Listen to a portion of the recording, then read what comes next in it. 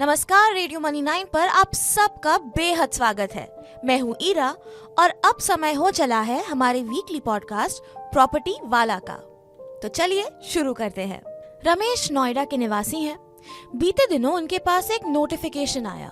इसमें बताया गया कि जिन घर खरीदारों ने अभी तक एनबीसीसी से अपनी यूनिट की चाबी नहीं ली है, उनको 30 दिन के अंदर चाबी सौंपने का आखिरी मौका दिया जाता है।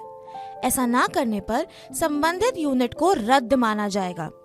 इस मामले में किसी भी दावे या रिक्वेस्ट पर विचार नहीं किया जाएगा। ये देखकर रमेश की हवाइयां उड़ गईं। उसने अपने दोस्त विकी से बात की।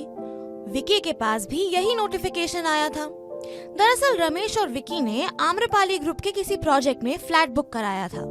सेल प्राइस का एक हिस्सा भी चुकाया था, लेकिन कानून के मुताबिक क्लेम सबमिट नहीं किए। ऐसे कई लोगों को अलर्ट करते हुए अखबार में ऐड भी दिया गया है। अगर आपने भी आम्रपाली ग्रुप के किसी प्रोजेक्ट में फ्लैट बुक कराया है तो ध्यान से इस खबर को सुनिए। नोटिफिकेशन में कहा गया है कि कोर्ट रिसीवर पहले घर खरीदारों के दस्तावेजों का वेरिफिकेशन करेगा।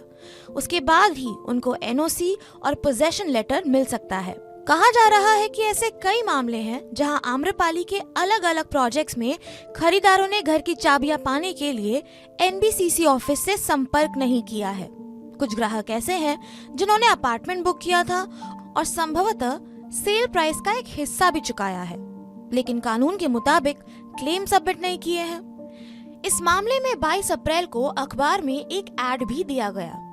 इसमें उन खरीदारों की लिस्ट दी गई है जिन्होंने एनबीसीसी से अब तक फ्लैट की चाबी नहीं ली है। ऐसे लोगों को हैंडओवर लेने के लिए 30 दिन का समय दिया गया है। ऐसा नहीं करने पर उस यूनिट पर खरीदारों का क्लेम रद्द माना जाएगा और इसके बाद दावे को कंसिडर नहीं किया जाएगा। आम्रपाली के जिन होम बायर्स के पास कोई सवाल है, वो C56/40 सेक्टर 62 नोएडा उत्तर प्रदेश में संपर्क कर सकते हैं। होम बायर्स 30 दिनों के अंदर कोर्ट रिसीवर ऑफिस में संपर्क कर सकते हैं।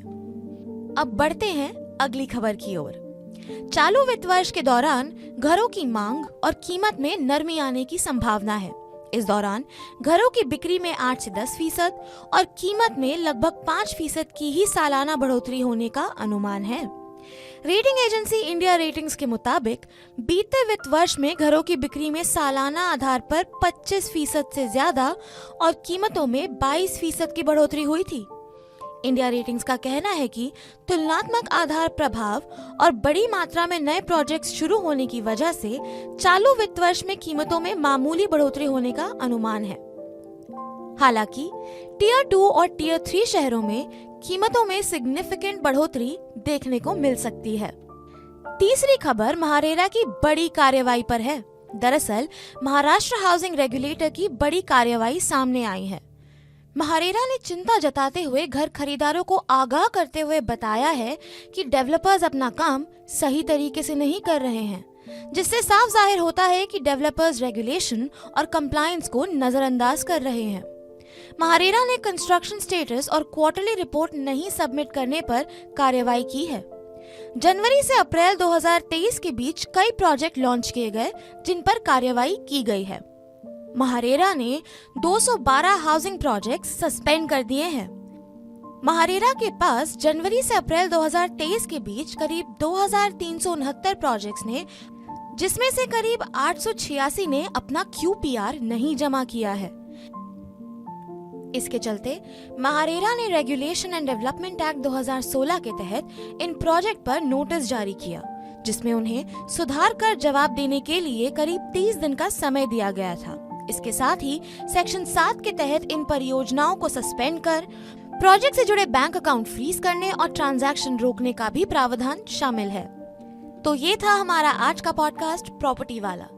बिजनेस, पर्सनल फाइनेंस और कॉर्पोरेट जगत से जुड़ी बड़ी खबरों को जानने के लिए मनी 9 को फॉलो कीजिए और मनी 9 ऐप को डाउनलोड कीजिए।